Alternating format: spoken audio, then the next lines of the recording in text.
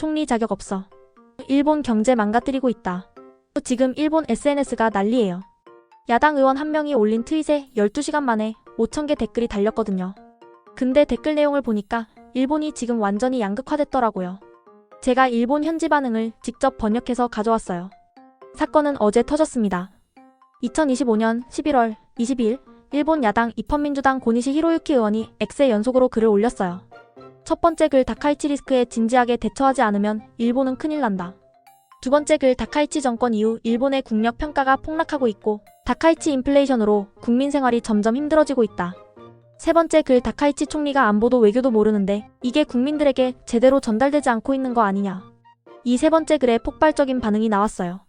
제가 댓글들을 직접 번역해봤는데요. 정말 충격적이에요. 찬성 측 댓글들. 고니시 의원 말이 맞다. 다카이치는 외교를 완전히 망치고 있다. 중국과의 관계가 이렇게까지 나빠진 적이 없었다. 우리 회사 중국 수출이 전년 대비 30% 감소했다. 이게 다 다카이치 망언 때문이다. 우리 같은 중소기업은 죽으라는 거냐? 도쿄 아사쿠사에서 음식점 하는데 중국 관광객이 확 줄었다. 매출이 반으로 떨어졌다. 정말 화난다. 주식 계좌 보니까 눈물 나온다. 다카이치 당선 이후 500만 엔 날렸다. 엔화가 157엔까지 떨어졌는데 이게 정상이냐? 수입 물가 폭등으로 서민 생활이 얼마나 힘든지 아냐? 반대 측 댓글들. 야당이 정권 공격하려고 과장하는 거다. 중국이 문제지 다카이치가 무슨 잘못이냐? 중국한테 굽신거리는 게 답이냐? 다카이치 총리 잘하고 있다. 강한 일본 만들어야 한다. 고니시는 항상 정부 비판만 하는데 대안은 뭐냐? 비판만 하면 정치하는 거냐? 엔화 약세는 나쁜 게 아니다. 수출 기업들한테는 호재다. 야당은 경제를 모른다. 다카이치 총리 당선 이후 니케이 지수 올랐다. 시장은 다카이치를 지지한다. 완전히 의견이 갈렸죠? 근데 더 중요한 건 일본 경제계의 반응이에요. 일본 상공회의소 고바야시 회장이 11월 20일 기자회견에서 이렇게 말했어요. 정부는 발언할 때 신중하게 대응해달라. 이 발언이 얼마나 이례적인지 아세요? 일본 상공회의소는 보통 정부를 공개 비판하지 않거든요. 근데 회장이 직접 나서서 이렇게 말했다는 건 경제계가 정말 심각하게 보고 있다는 거예요. 야후재팬 뉴스에 이 기사가 올라왔는데요. 댓글이 8,000개 넘게 달렸어요. 제가 인기 댓글 순으로 몇 개 가져왔어요. 상공회의소까지 나섰다는 건 정말 심각한 거다. 경제계가 다카이치한테 경고장 보낸 거다. 고바야시 회장은 보수 성향인데도 이렇게 말했다는 게 중요하다. 좌우 관계없이 다카이치가 문제라는 거다. 중국과의 무역이 일본 GDP의 20%인데 이걸 무시하고 강경 발언만 하면 어떻게 되겠냐. 다카이치는 정치는 할지 몰라도 경제는 모른다. 아베처럼 균형을 못 잡는다. 근데 여기서 재미있는 반응도 있었어요. 한국이 이 상황을 잘 활용하고 있다더라. 중국 관광객들이 일본 대신 한국 가고 있다고. 한국은 머리가 좋다. 미국과도 잘 지내고 중국과도 적당히 거리 유지한다. 우리도 배워야 한다. 이 댓글에 좋아요가 3,000개 넘게 달렸어요. 일본인들도 한국의 외교를 주목하고 있는 거예요. 그럼 실제 경제 지표는 어떨까요? 엔화 폭락 관련 전문가 반응. 니혼케이자이 신문이 11월 21일 긴급 특집 기사를 냈어요. 다카이치 리스크가 시장을 흔든다라는 제목이었는데요. 이 기사에 나온 전문가 인터뷰를 정리해드릴게요. 미즈호 은행 수석 이코노미스트 엔화가 157엔까지 떨어진 건 다카이치 정부의 대규모 재정 지출과 중국과의 외교 마찰이 복합적으로 작용한 결과다. 시장은 일본의 재정 건전성을 의심하고 있다. 노무라 증권 애널리스트 국채금리가 1.835%까지 올랐는데 이건 2008년 금융위기 때 수준이다. 투자자들이 일본 국채를 팔고 있다는 신호다. 도쿄대 경제학 교수 다카이치 총리의 강한 일본 슬로건은 정치적으로는 통할지 몰라도 경제적으로는 리스크가 크다. 중국과의 경제관계를 고려하지 않은 외교는 위험하다. 근데 반대 의견도 있어요. 게이오대 정치학 교수 일본이 중국 눈치만 보면서 살 수는 없다. 다카이치 총리의 발언은 일본의 주권을 지키기 위한 정당한 입장 표명이다. 아사히 신문 칼럼니스트 단기적으로는 경제에 타격이 있을 수 있지만 장기적으로는 일본이 미국, 유럽과의 관계를 강화하면서 중국 의존도를 줄이는 게 맞다. 완전히 의견이 갈리죠? 두 채널 5채널 반응도 봤어요. 두 채널은 일본 최대 익명 게시판인데요. 여기 반응이 더 솔직하고 과격해요. 다카이치 아줌마 때문에 내 주식이 폭락했다. 책임져라. 중국 관광객 없어서 좋다는 놈들 있는데 너희 회사가 중국이랑 거래 없으니까 그런 소리 하는 거지. 엔화 약세로 해외여행 못 가겠다. 하와이 가려고 돈 모았는데 환율 때문에 포기했다. 다카이치 vs 고니시 둘 다 극단적이다. 정치인들끼리 싸우는데 피해는 국민이 본다. 한국이 부럽다. 걔네는 중국이랑도 적당히 잘 지내잖아. 우리는 왜 이렇게 극단적이냐? 근데 여기서 정말 중요한 글을 하나 발견했어요. 나는 도쿄에서 무역회사 다니는데 중국 바이어들이 한국 업체로 갈아타고 있다. 우리가 잃은 주문을 한국이 다 가져가고 있다. 이게 다카이치 리스크의 진짜 무서운 점이다. 이 글에 댓글이 300개 넘게 달렸어요. 맞다. 우리 회사도 중국 바이어가 일본이랑은 당분간 거래 안 한다고 통보했다. 한국 기업들이 중국 시장에서 점유율 올리고 있다는 뉴스 봤다. 우리가 빠진 자리를 한국이 채우는 거다. 한국은 반사이익 보고 있는데 우리는 손해만 보고 있다. 정치가 경제를 망치는 전형적인 케이스다. 트위터 X 반응.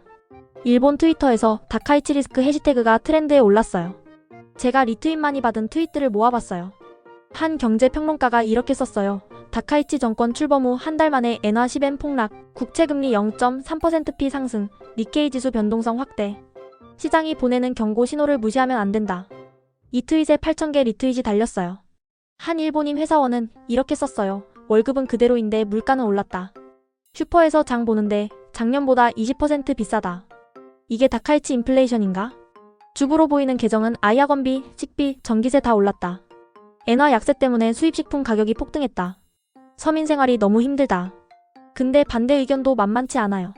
한 보수 성향 평론가, 중국한테 고개 숙이는 게 평화냐? 다카이치 총리는 용기 있는 발언을 한 거다. 단기 경제 타격이 있어도 장기적으로는 일본이 강해진다. 우익 성향 인플루언서, 야당과 좌파 언론이 다카이치 끌어내리기를 하고 있다. 속지 마라. 다카이치는 일본을 지키고 있다. 여기서 정말 중요한 포인트가 나옵니다.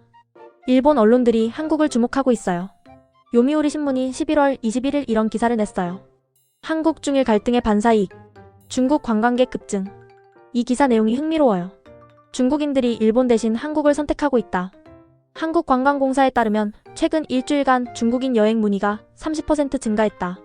한국은 미국의 동맹이면서도 중국과의 경제관계를 유지하는 균형 외교를 하고 있어 중국인들에게 안전한 여행지로 인식되고 있다. 이 기사에 달린 일본 네티즌 댓글이 재미있어요. 한국이 영리하다. 우리는 중국이랑 싸우는데 한국은 조용히 이익 챙기고 있다. 한국 정부가 중일 갈등을 잘 활용하고 있다. 우리 정부는 배워야 한다. 일본 관광업계가 잃은 돈을 한국이 벌고 있다. 분하지만 인정할 수밖에 없다. 아사히 신문도 비슷한 논조의 기사를 냈어요. 한국 경제 중일 갈등의 수혜자 되나. 한국 기업들이 중국 시장에서 일본 기업이 빠진 틈을 노리고 있다. 특히 전자제품, 화장품 분야에서 한국 제품의 중국 시장 점유율이 상승하고 있다. 일본 경제 전문가들의 엇갈린 전망. NHK가 11월 21일 긴급 토론 프로그램을 방송했어요. 다카이치 리스크 어떻게 볼 것인가라는 제목이었는데요. 패널로 나온 3명의 전문가, 의견이 완전히 달랐어요. 첫 번째 전문가 경제학자 엔화가 160엔까지 갈 수 있다. 일본은행이 금리를 인상해도 다카이치 정부의 재정 확대 정책 때문에 엔화 약세는 계속될 것이다. 최악의 경우 1990년대 후반 같은 엔화 위기가 올 수도 있다. 두 번째 전문가 증권 애널리스트 시장은 과민 반응하고 있다. 엔화는 150엔 중반에서 안정될 것이다. 오히려 엔화 약세는 수출 기업들에게 호재다. 도요타, 소니 같은 기업들의 실적이 좋아질 것이다. 세 번째 국제정치학자 경제보다 외교가 더 중요하다. 다카이치 총리의 발언은 일본의 안보를 지키기 위한 것이다. 단기 경제 타격이 있어도 장기적으로는 일본의 국익에 도움이 된다. 사회자가 물었어요. 그럼 국민들은 어떻게 대응해야 하나? 첫 번째 전문가, 외화자산에 분산 투자하라. 달러나 유로 예금을 늘려라. 두 번째 전문가, 일본 수출 기업 주식을 사라. 엔화 약세 수혜주에 투자하는 게 답이다. 세 번째 전문가, 정부를 믿고 기다려라. 다카이치 총리가 해결할 것이다. 완전히 다른 조언이죠? 그럼 한국은 어떻게 대응해야 할까요? 일본 전문가들도 한국을 주목하고 있어요. 와세다대 국제관계학 교수가 요미우리 신문 칼럼에 이렇게 썼어요. 한국은 이번 중일 갈등에서 전략적 중립을 유지하면서 실리를 챙기고 있다. 이는 한국 외교의 성숙함을 보여주는 사례다. 일본도 한국처럼 중국과의 관계에서 경제와 안보를 분리하는 투트랙 전략을 고려해야 한다. 도쿄대 경제학 교수도 니케이 신문 기고문에서 이렇게 말했어요. 한국은 사드 배치로 중국과 갈등을 겪었지만 이후 경제관계를 회복시켰다. 한국의 대중국 수출은 사드 갈등 이전 수준으로 돌아왔다. 반면 일본은 정치 갈등이 경제로 번지고 있다. 한국의 사례에서 배울 점이 많다. 여러분, 지금 일본 내부가 완전히 갈라져 있어요. 다카이치를 지지하는 쪽과 비판하는 쪽이 팽팽하게 맞서고 있죠. 근데 확실한 건 일본 경제가 흔들리고 있다는 거예요. 엔화 157엔, 국채금리 1.835%, 이건 숫자가 아니라 일본 국민들의 실제 생활에 영향을 미치는 거예요. 그리고 일본인들이 한국을 주목하고 있다는 것도 중요해요. 한국은 어떻게 중국과 미국 사이에서 균형을 잡는가? 이게 지금 일본에서 화두예요. 댓글로 여러분 생각을 들려주세요.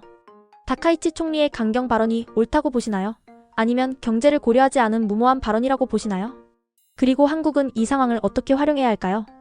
이 영상이 도움되셨다면 좋아요와 구독 부탁드려요.